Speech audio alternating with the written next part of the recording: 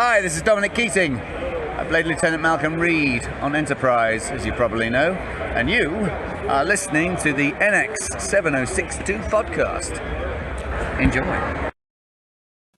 That's right, you are listening to the NX 7062 podcast, and you're actually seeing it too. But when he recorded that for me, when everybody recorded all my intros for me, it was audio, and I wasn't going to ditch all my cool intros just because I moved to YouTube, and I haven't asked anybody to re-record them just because I love them so much.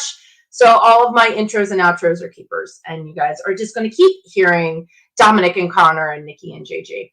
Anyway, happy almost Halloween. It is the last Halloween show of the season because obviously next Monday is going to be the first. So we had to get our last little bit of Halloweening in before the actual date. I'm actually going to be at Chiller Theater coming up this weekend, which is an amazing quote unquote horror convention. You know, they say they're a horror convention and they started life as a horror convention, but then they're really not because they end up inviting a ton of guests that aren't horror related. Hello, Travis. Hello, War Dog. Thanks so much for popping in. Always good to see you guys. And of course, hi, Faith. Happy Monday, as always, to you too. So I'm really excited to go to Chiller. I'm excited to meet Loretta Swit, who, as of right now, is still on the docket, the guest list, whatever you want to call it. I say docket because I've got court stuff I want to talk about in a minute. But she's still on the guest list, but obviously a lot of people are dropping off, including Barbara Luna, who I was really, really looking forward to meeting as well. Marta Kane is also going to be there, and Marta was on oh my gosh, Lost in Space. So, and I've met her previously, so I'm looking forward to renewing my acquaintance with her. Hello, Mohammed. Thank you for joining me and typing in before you flipped over on your chair. Oops, somebody forgot to mute their cell phone, and that would be me. So let me do that right now, so you do not have to listen to the TARDIS landing just because somebody sends me a Facebook message. I thought, oh, duh, I hit the wrong button. I hit the take it off of Wi-Fi instead of mute. And you know what? I forgot the word. It just popped in my head. Before you flipped up and down on your inversion table. That's the word I was looking for. Yeah, the TARDIS is my Facebook Messenger alert. And then a sonic screwdriver is actually one of my email alerts for one of the bazillion emails that I have. But thank you guys for all joining me. This is actually, I've dug this up. This is a shirt. I love it. It is so comfortable. I got it a few years ago on Amazon. It was listed as like Star Trek yoga, but I actually used it for a Halloween costume. When I was talking a couple weeks ago, I had got my Orion Starfleet officer. This was the shirt I wore. Someone's being summoned. No, unfortunately not. I wish. As long as it's Doctor Number 10, you guys wouldn't see me. I'd be popping off into that TARDIS in a heartbeat. But let's just hope that no technical difficulties happen this week. Cross fingers. I guess it's the Halloween season. Maybe it's not. Maybe I can tell Nicole DeBoer it's not her. It's the season that always causes these weird glitches, because last year it glitched on her. Let's see. War Dog. What's War Dog saying? So an operations eye and a command eye goes with the operations red shirt. You know what? Yeah, there we go. And then I don't even know. There is one behind me. What's behind me? Is that Science? Science is behind me, I think. It's not quite as cool as the complete original Enterprise from last week, but I figured I would change up the background to match, just to be Halloween and different. So what is going on? You know what, guys? I was going to talk to you all about this last week and completely forgot. I have been playing Star Trek Fleet Command. I've sort of gone down the rabbit hole of mobile gaming. It came with my phone. I swear to God, I did not download it. That and a Marvel game came with my phone. And of course, I decided to go Star Trek Fleet Command. And it's so much fun. It's just it's just really weird because it's a mashup, because they've got characters from, like, you've got Kirk and Spock from the Kelvin timeline. You've got Star Trek Enterprise, which is why I'm keeping with it. But Star Trek Enterprise stories, like some of the missions are Suliban. One of the missions is called the Cold War. They're talking about the Romulan automated powered ships. I just read that one of the things was like, oh, well, like the Romulans had these automated ships, and I'm going, yeah, that was Enterprise too. So it's just this really, really, really, really weird mashup of a bunch of Star Trek storylines in this one game. But it's fun, and I'm loving it, and I love that you can play it. There are certain things that you can do while the phone's sleeping and you're not on it. Like, I do these mining assignments. You're supposed to mine for ore. So I just mine for ore, while I'm sleeping. I put one of my ships on, and then I cross my fingers somebody's not going to come along and destroy it. Hello, domestic. The one thing I will tell you, though, and the one thing is that it's a little pricey if you want to upgrade yourself. You want to get some of the extras. Like right now, they just finished a Wharf-inspired event, and it was like if you wanted to upgrade to some of the cooler stuff, it was like $100. I'm like, I'm sorry, this game is so much fun, but I'm not spending $100 on any game to do anything. $5 is my limit. I will spend $5 in a game to do something. Not spending $100. I've got more important things to spend that kind of money on. Yeah, me too, Travis. It's fun. It's dangerous because you go down that rabbit hole, and then I start yelling at my ships. Go get them, go get them. I just figured out that you can tag team. If you can't beat somebody with one ship, what you do is you go attack them with one ship, and then when that ship gets destroyed, you just let another one of your ships can finish them off. So that's my big thing now is tag teaming. Yes. I know crystal mining is the worst though, because I need crystals to upgrade my ships, and when I mine them, it's not working. You know what? I wonder if there's a way for us to do. I have an alliance, but I wonder if there's some way that just we could form our own little NX 7062 alliance. We should figure that out. And then if somebody destroys me, hey Podcat, if somebody destroys me or destroys you, then I can be like, hey, we need to go get this guy.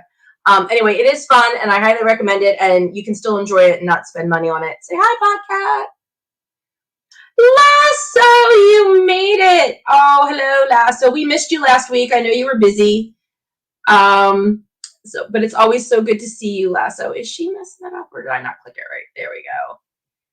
Hello, Lasso. I might have a question for you later, Lasso, if we run out of time talking about tonight's special topic.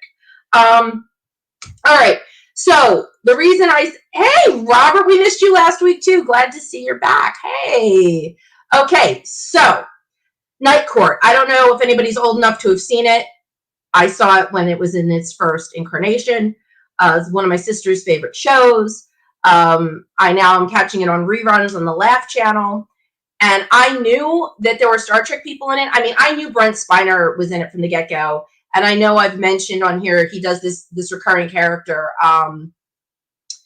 Bob Wheeler. And Bob Wheeler is fantastic. And I even asked Brent about Bob Wheeler the first time I ever saw him at a Star Trek convention. And he actually answered me in his character's voice. It was so funny. He just said, I still remember he said, well, there's just something about Bob Wheeler. It was just so funny. And John Laircat, of course, I've mentioned this before. John Laircat, who plays the assistant district attorney, was actually in Star Trek 3, Search for Spock. He was one of the Klingons. He was the last Klingon. He was the one that told Kirk he did not deserve to live. That was Maltz Cho-Yi-Chu. That was him. That was John Laircat. Chris Hunter, hello. Long time no see. Glad to have you here. So glad. Chat Pack 2.0, Chris Hunter, son of the incredible Jeff Hunter, who played the very first, the one, the only, the OG Captain Pike. Yes. Eileen is like I'm sorry. Yeah, Eileen. Hi, Eileen. You are just jumping right in there. That is one of my favorite Star Trek actors in a horror movie as well. And we are absolutely going to get to that as soon as I get done talking about Night Court. Yes. He is going to play, Brent is going to be back in, Thank you, Chris. Brent is going to be back in Picard season 2. He is going to be a Sung. We just don't know which Sung yet. It's not going to be any of the ones he's played before, which is why I swear somewhere I cannot think of another actor that has played so many roles that are all blood related to each other, or in the case of androids, created by somebody that's blood related. I dare anybody to figure that out, that there was somebody besides Brent Spiner. Jeff Combs should be in every single Star Trek ever. Just saying, from now until the end of time, because you put enough makeup on him, or you use his voice like they did in that episode of Lower Decks. We all know, if you follow me on Twitter, I did actually try to invite Jeff to come to the show tonight. He never answered me. He probably gets a lot of those requests, so that's very fair. I just didn't know any other way to, reach out to him, so I figured you don't ask, you don't get. So, yeah, you know what? I've seen that somewhere. People have been suggesting that Jeff would make a good doctor for Strange New Worlds. I could see it. I could absolutely see it.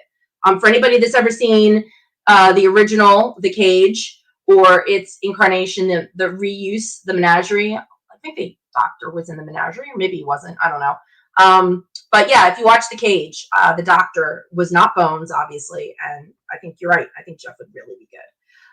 But anyway, what I was trying to say about Night Court, the one thing that I really want to spit out, anybody who thinks that they have seen Nana Visitor Nana Visitor is amazing, but you have not seen Nana Visitor until you've seen her in this role she did in Night Court, where she played this woman who was insane and believed she was in the movies. So like every few seconds she was changing personalities.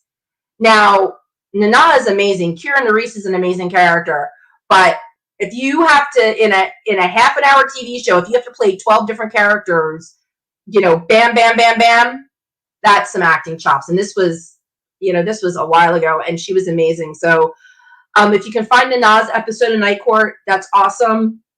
The other thing I wanted to bring up real quick, and the reason I actually thought about mentioning it tonight, was I just saw I was watching it again this morning, and a guy pops on the screen trying to kill Dan Fielding, and I went, I know that face, I know that voice. It was Max Grodenchek. He looked younger, and I swear to God, I don't know if it was his real hair, they gave him like this funky wig to wear, and they changed I think he was wearing or doing something different with his mouth because the person he was playing had buck teeth, and Max doesn't. But yeah, so Max Grodenchek, I was like, oh my God. And of course I messaged my sister and she said, I told you that a while ago. I'm like, things I don't remember. But yeah, Nana, Max, I'm sure if I keep Brent, John, I'm sure if I keep watching it, more Star Trek related people will show up. And you know what? That actually does work out to kind of roll into Star Trek people doing other things, like horror movies. Jeff Combs, like Eileen mentioned, one of my favorites is Would You Rather. It stars not only Jeff Combs, but Robin Lord Taylor, who I absolutely love. He was the Penguin in Gotham. And as I've mentioned on the show before, it is all about people doing really shitty things to other people. I don't know if you guys have ever played a drinking game or the game Would You Rather, where you're like, would you rather do A or B? Well, Jeff Combs' character turned it into this sadistic, would you rather put a nail through your own hand or shoot the person across the table from you? And it was a big setup because he was playing this quote unquote philanthropist who had grants to give to people. So he invited them to his house. He's like, come to my house for dinner. You and all the other grant recipients are going to have a dinner, and I'll decide at the end of the night who's going to get the grant. Well, turns out he makes the decision based on who would rather do this than that to each other and who survives the night, because it always comes down to just one person survives the night. It was great. It had a fantastic twist in it. Actually had one or two really good twists. So definitely on my list, obviously on Eileen's list too. I worked with Robin Lord Taylor at a couple of conventions. And Lasso, I'm sure will back me up on this. If you ever get a chance to go to a convention and meet Robin Lord Taylor is one of the most amazing people. He's so sweet and so kind, and he's one of those people that no matter how long his line is, he will stay and talk to you. He's drawn little penguins for people. He actually will spend most of the convention scribbling on his table. He does little art, like scribbles on his table, little penguins and little umbrellas. And sometimes if you get really lucky and he signs your autograph, he might sign it with a little umbrella after it. We talked last week about the fact that I literally had just found out that Jeff was in Frighteners, which I thought was really cool. Haven't watched it yet. You see, I knew it. Lasso always backs me up. That's why I love Lasso. Frighteners is now on my list of what to watch. But I haven't seen it yet. And of course, I have seen all 3 Reanimators. I have talked to Jeff about Reanimator and how much fun he had, because it's over he's gone from the realistic people doing shit to people to the over the top things Reanimator, where his character is bringing people back from the dead.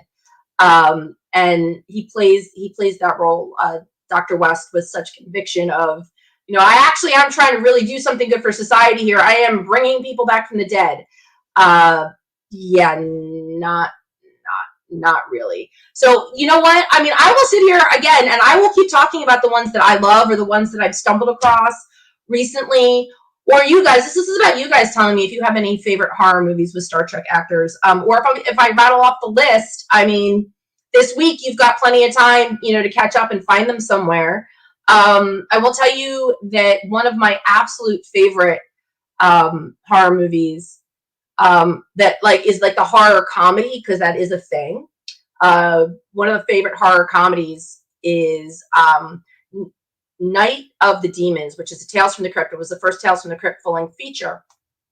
And I sat down, I met Billy Zane at the HorrorCon that I did beginning of September. And so that made me really want to rewatch it, because that was my favorite Billy Zane role. He played the demon, and I'm sitting down, and the intro to Tales from the Crypt is really long. If anybody's ever seen it on HBO or anywhere, the intro is incredibly long. And I'm sitting there and I'm going, and what popped into my head was, oh my God, John Laircat did one of these. A lot of famous people. Christopher Reeve did my favorite half-hour HBO one. But I was like, I know John Laircat did one of these. It was the movie. It was Demon Night. There was a little intro vignette that they did, and Laircat was in that for a few minutes. Basically a cameo appearance. I'm like, I knew you were in that. So count John Laircat among the Star Trek people in horror movies. I absolutely would that. Let's see. Top of the list is Jeff Comes in Reanimator. It really was epic. It really was epic. It actually, back when Chiller Channel was a thing and I had it, it was on Dish. They would do for Halloween, for like the month of October, they would do it every week. They would do like the top 13 somethings, like the top 13 horror children. So you would get like Linda Blair and Gage from Pet Sematary, top 13 creepiest, scariest, grossest scenes in a movie. Was one of them from Reanimator. War Dog probably knows what it is. And yeah, it's definitely gross, and it's definitely worth watching. Tales from the Crypt are absolutely. I bought the season that has the Christopher Reeve episode in it. One of my favorites, because I absolutely love Christopher Reeve. Prom Night 4, Candyman, and Invasion of the Body Snatchers. Okay, so in case anybody wants to know how good my knowledge of Star Trek actors is, Prom Night 4. That would be Nicole DeBoer, so that is no surprise from Travis. Candyman, the one, the only, the most incredible Tony Todd. And Invasion of the Body Snatchers, the one and only Leonard Nimoy. I know what it is. Yeah, if you've seen Reanimator, you know what I'm talking about. If you haven't, I'm not going to spoil it. Just watch Reanimator. Because I cannot describe it well enough to do it any sort of justice. But yeah, Invasion of the Body Snatchers is fabulous. And it made Eli Roth's list of top Armageddon horror films. They considered it Armageddon because the Body Snatchers were here to wipe out the human race. They may not have, I know a lot of people, when they think Armageddon, they think desolation and buildings are going to be destroyed and all that fun stuff, which, yeah, is true.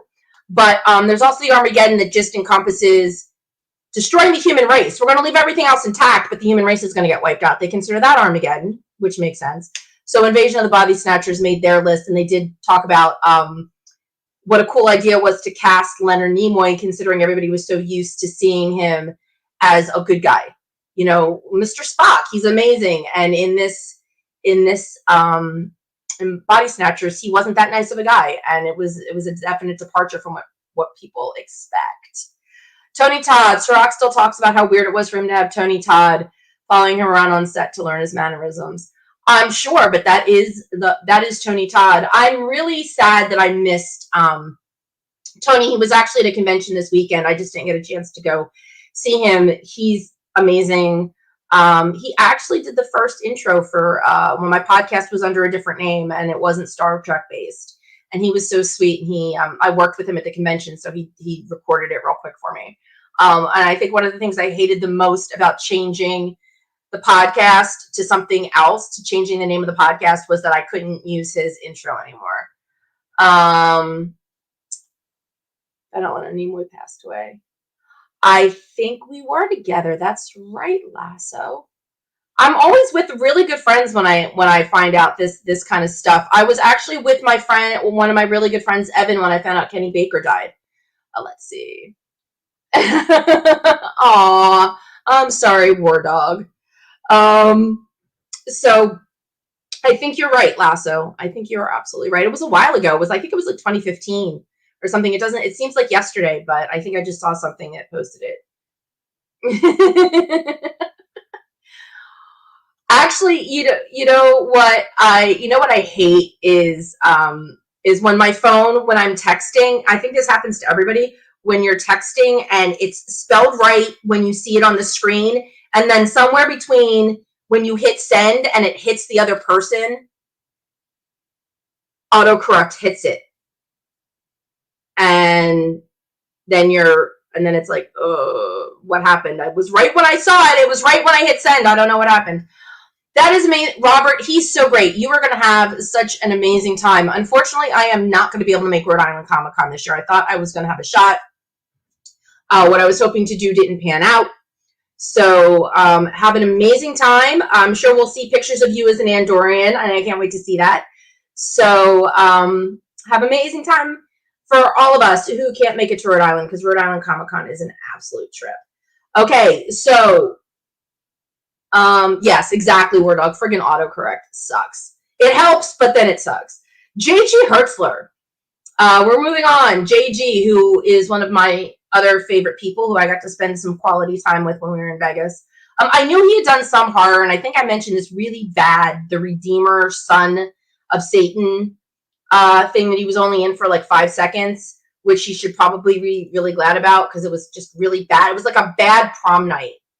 And I didn't check the years, so I don't know which came first, prom night or this one, but it was kind of along the same vein of revenge against nasty ass high school people after they graduate and moved on and become adults. Oh, we are going to be here all night if Robert gives you that list. But go ahead, Robert, if you want to tell him in the chats, because Rhode Island Comic Con is just one of those kind of just has just on and on and on and on and on. Domestic, let's see. I haven't seen many horror movies. I tend to get overly frightened. That is fair enough. I will tell you, I didn't get into horror. I hated horror movies. I actually walked out on a Friday the 13th movie once.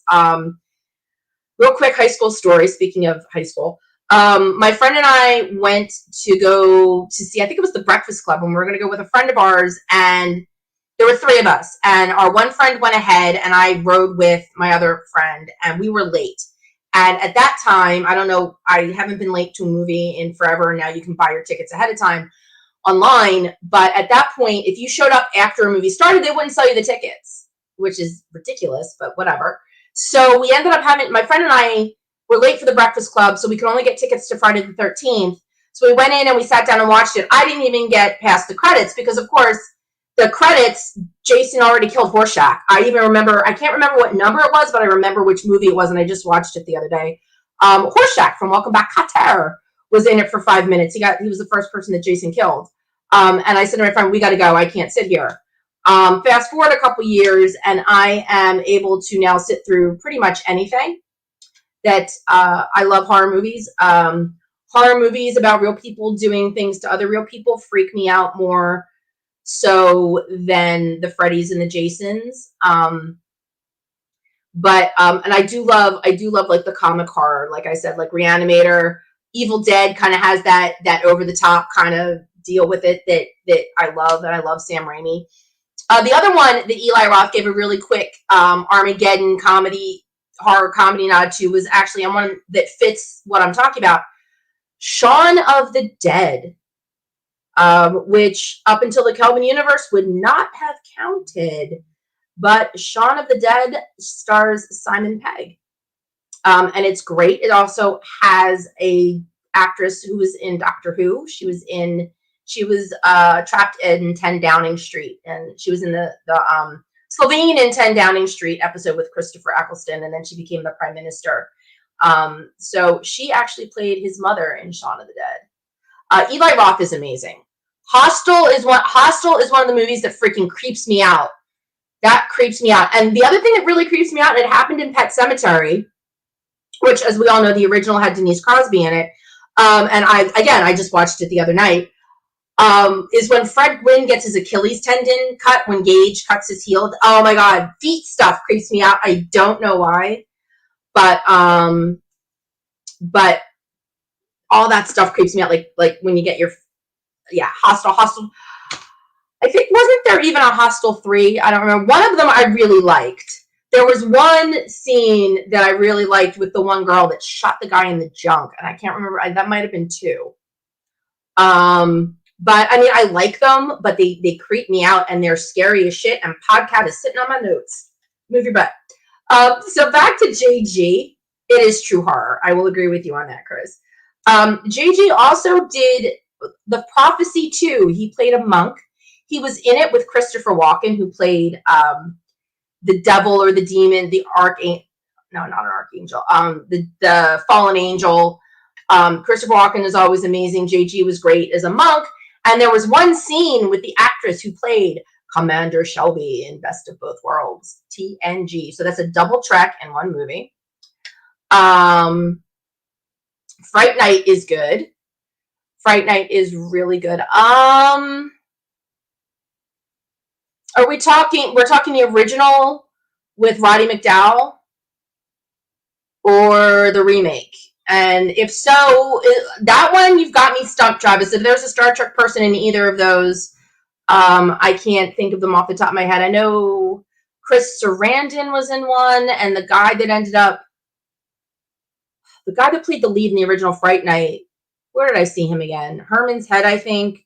Was it? Yeah, it was Herman's Head and Mannequin 2. Anton Yelchin. There we go. So that was the remake. Thank you, Travis. I'm not sure I've sat down and watched the remake. Was it the remake? Had to have been the remake, because Roddy McDowall, I think, passed before Anton would have been acting. So that would have been the remake, which I have not seen. So thank you for that, Travis. Appreciate it. Prophecy 2 wasn't bad. And I love Jennifer Beals, and she was the star of it. It was all right. It was more what's the word I'm looking for?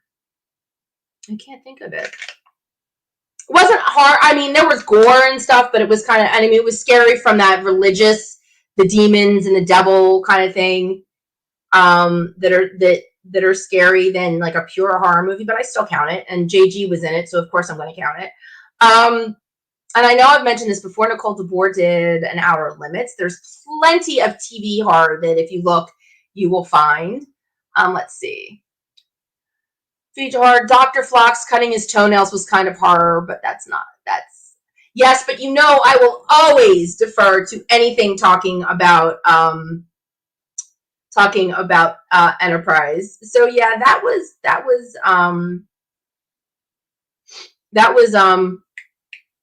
I can understand why that's horrific, because cutting your toenails, especially those really long toenails, that episode, night in sick bay. So yeah, that is kind of horrible to wake up to if you're Captain Archer and you're sleeping and then you just hear Phlox doing his toenails. That is pretty horrible. Cube. Yes, absolutely domestic. Cube is amazing. It's very psychological, which I like, but it also has the gore side to it.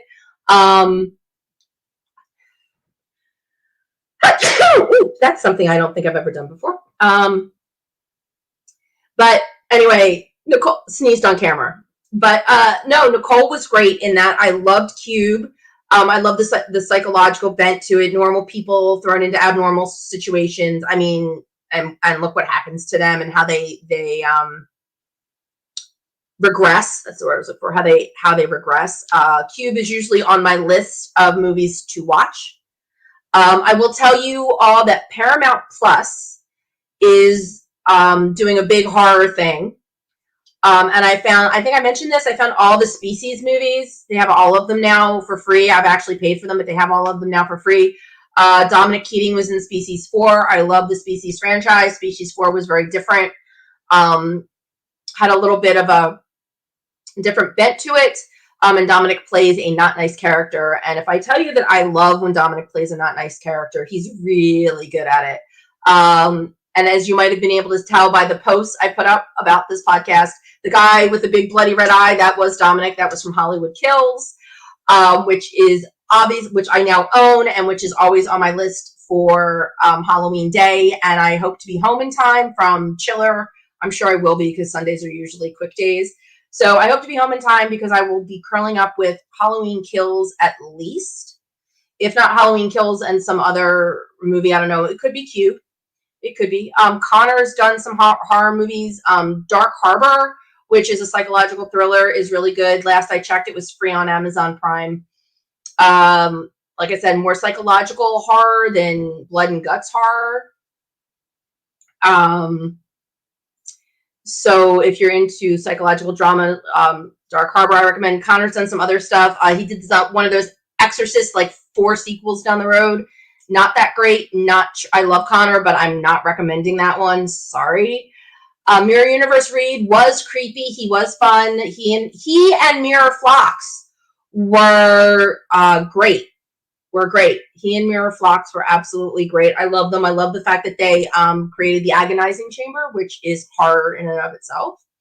The way they just way Flocks delighted in describing the whole, it triggers different nerves, so you'll never get used to the pain. You know, it's better torture because nobody ever gets used to it. I did not like shadow puppets. I liked Jolene. Jolene Blaylock is amazing. The movie overall, I was meh on, even though James Marsters from Buffy was in it, Tony Todd was in it. The story was just really convoluted, and they didn't explain it very well.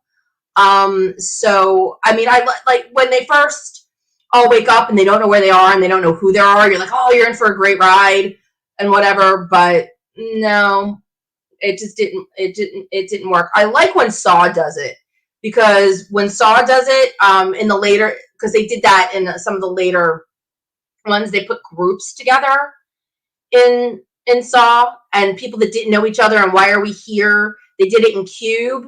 So, it's better when people know who they are than when people don't know who they are. It was just like, it's like, y'all don't know who you are, and we're putting you in this stressful situation. It was too much. But I watched it because of Jolene, and then was very pleasantly surprised to see Spike and then see Tony Todd. That's interesting as an April Fool's movie. April Fool's Day is another really good horror movie that I watched. I don't think it has a Star Trek connection, but it was really good. I think last year I know I did my Halloween podcast because I do them every year because it's so much fun. But I wasn't so much in the Halloween spirit as I am this year. This year, 9 times out of 10, you will catch me at least once a day on AMC or FXX trying to find a horror movie. It's how I stumbled across the end of Cube. It was actually on TV a few weeks ago. Doesn't mean that I'm not going to sit down and watch the whole thing. Like I said, I might do Cube and Hollywood Kills over the weekend on Sunday if I can fit it in. All depends on how tired I am when I get home. Another movie, and I'm going to say, Jeff, I've mentioned this before too. Jeff Combs has a movie coming out called Stream.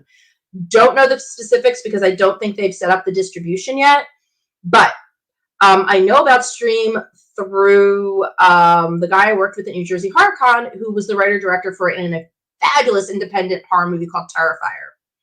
Outside of Damien now working with Jeff on another project, there's no connection to Star Trek because it's an independent film, but it is free. It's on IMDb TV. It's weird because it's a rated R movie. It loses nothing, but it has commercials because that's how IMDb TV pays for itself. So it's just weird to watch an R-rated movie in all its R-rated gory glory and have like commercials break it up. But Terrifier is fabulous if you're looking for a gory, scary, really good. The antagonist in the movie is fabulous. The actor that played him was great. If scary clowns are your thing, I highly recommend Terrifier. Like I said, for an indie film, it was really impressive. Damien is a master with makeup, so I can't wait to see what he does to Jeff in Stream. I can't wait for Stream to come out so I can talk about it a little more. Jeff did talk about it at the con because I asked him about it. And he, of course, it's about something about a hotel where you check in but you can't check out kind of deal, where you get there and then you find out you're trapped. And it has something to do with technology. I really wish I would have taken better notes. I was actually standing up at the microphone and asked him a question. And so I'm trying to think. I mean, you guys, like I said, this is for you. Faith loves The Outer Limits. I do too. The Outer Limits are fabulous. Robert Picardo has done Outer Limits. Again, one of the fabulous retro channels that I get runs The Outer Limits. Might be Comet. I think it's Comet. Runs The Outer Limits. That's how I stumbled across the Nicole episode. There's a Robert Picardo episode. There's so many awesome Outer Limits episodes with so many fabulous people in them. Let's see. Star Trek First Contact makes a great Halloween movie. I mean, I'll watch Star Trek First Contact any day, any time, any second. In fact, Zefram Cochrane. Oh, God. Why am I blanking on that guy's name? Oh, James Cromwell was actually in an episode of MASH. I just thought I'd throw that out there, which I love when he pops up. I'm like, oh, look, Zefram Cochrane is actually fighting in the Korean War. Why do you think that? I'm curious. I wouldn't necessarily, because I necessarily wouldn't think that, but I'm curious why you do, Travis. Leonard Nimoy TV movie called Baffled, but the copy Amazon Prime has. Oh God, I hate that when stuff's been over edited. Ugh, that's why you buy the stuff on DVD. I used to get Hollywood Kills every year on Amazon Prime, but then Amazon Prime doesn't carry it anymore, so I spent $10 and bought the DVD, and now I can watch it whenever I want, wherever I want. Don't have to worry about an internet connection, which is nice because, like I said, it's one of my favorite guilty pleasures. It was not that great of a movie. Nobody else in there knew how to act except Dominic and Zach Ward, but it was still a great premise, and it was still a really cool movie, and I actually like the song from the beginning. So what else? Oh, well, the other thing, and I was going to mention this last week, and I forgot, but the other thing that I always thought was interesting is, I mean, if you look at the holodeck, and you look at episodes like The Big Goodbye, or anytime that they went and hung out with Vic Fontaine and Deep Space Nine, I mean, wasn't that like cosplay or Halloween-y? I mean, they all got to quote-unquote wear costumes. So, I mean, they got to play dress up and cosplay, whenever they wanted. I mean, Fistful of Datas, Elementary Dear Data. I mean, they could have just as easily walked into the holodeck dressed as themselves and kept their uniforms on or kept their own, casual wear on, because the computer programs are going to recognize them as just characters regardless of what they're wearing. So it was just so cool because it was their choice to play dress up and put on the Western gear or the Sherlock Holmes ensemble. So I always thought that was cool because they got to play dress up. The Borg overrunning the ship, and then Data gets taken. After that, looks like the Enterprise is done for. Well, that's very true. It does get creepy when the Borg take over the ship. I will give you that. It does get very creepy. And it does actually get gory when Picard mows down the Borg. Speaking of holodeck, when Picard mows down the Borg on the holodeck and reaches into the one and pulls out the central processor, that was kind of bloody. So yeah, I could get behind you on that, Travis. Absolutely. Bonus points if anybody can tell me or anybody remembers who the maitre d' on the holodeck was.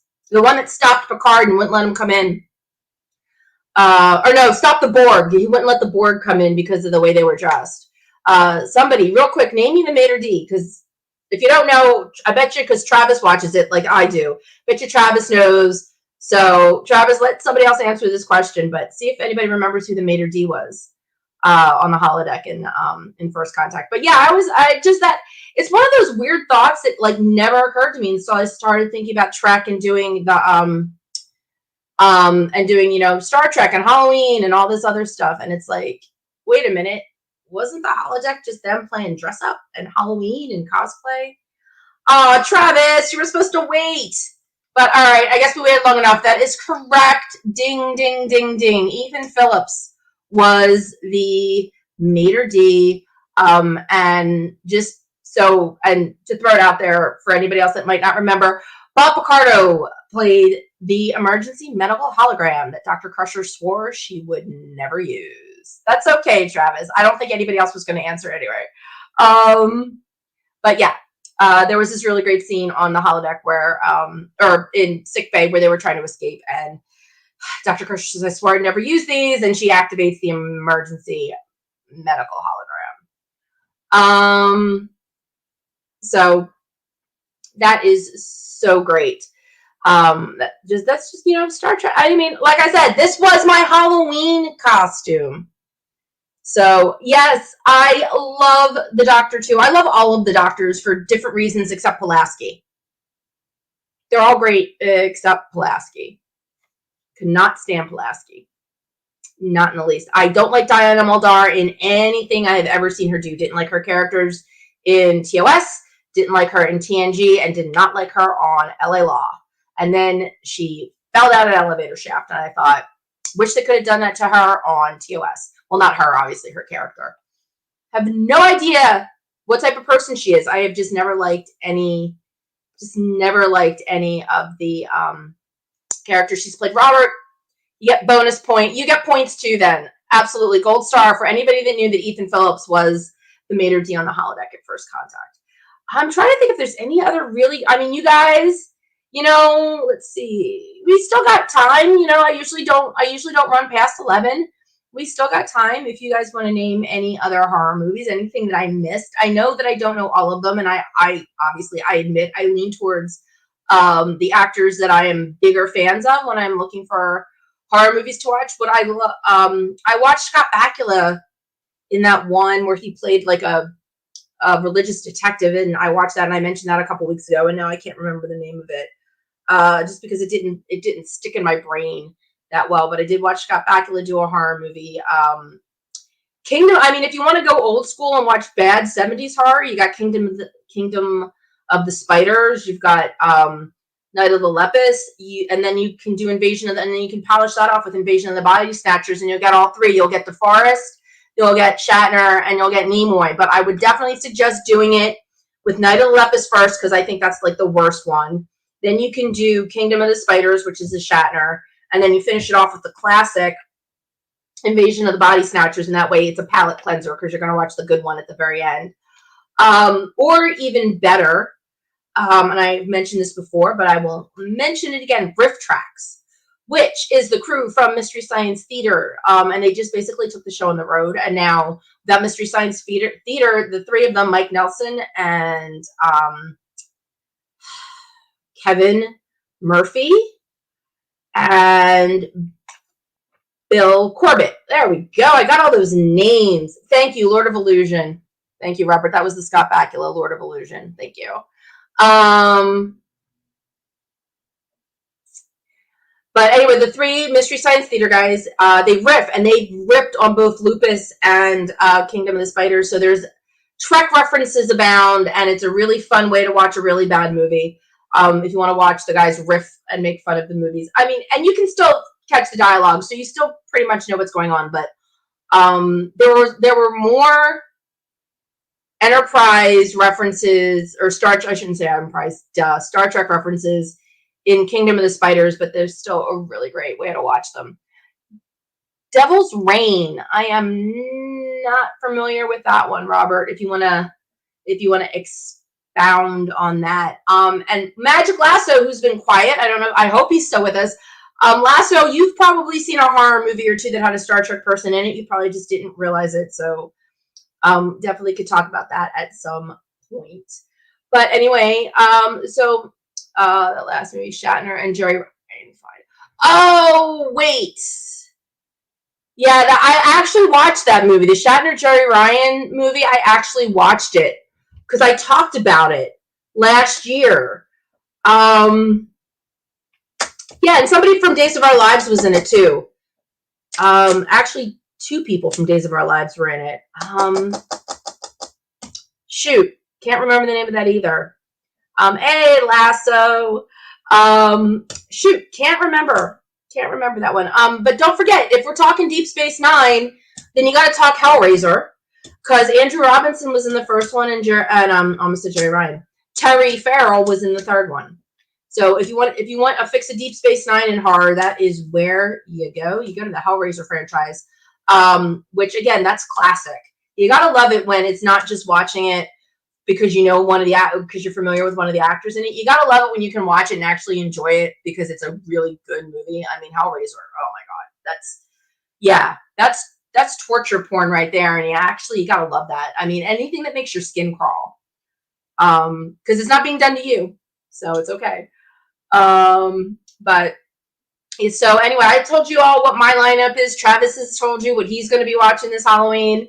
Anton Young, I might now have to watch the second Fright Night because I know that's the remake that has David Tennant in it. So maybe I did watch it once because if David Tennant was in it, chances are I did see it at some point. But I do like Roddy McDowall too, so I enjoyed watching the original as well. But listen, guys, it looks like it's time to wrap things up. The Tomb. Which one was that, Domestic? I won't wrap it up until you can get that to me. But The Tomb is okay. Let's see what last one. It's an horror movie, but I watched Red Sonja this past weekend on HBO Max. The one with Bridget Nielsen? Isn't that the one with Rocky's ex-wife in it? Oh, is that the one with Shatner and Ryan? Thanks, Domestic. Could not remember what that one was called. All right, well, listen. Hopefully you guys all got some fun suggestions, if you are horror movie fans, what to watch for the rest of the week. If I see anything else that comes across my radar, I will definitely share it with you guys because obviously some of you are just as much fans of horror as I am. But as always, I always love hanging out with you guys. I always look forward to my Monday nights with you guys. Love doing the Halloween thing. Absolutely. So I hope you all if you're going out, if you're going to go party, if you're going to do anything for Halloween, be safe.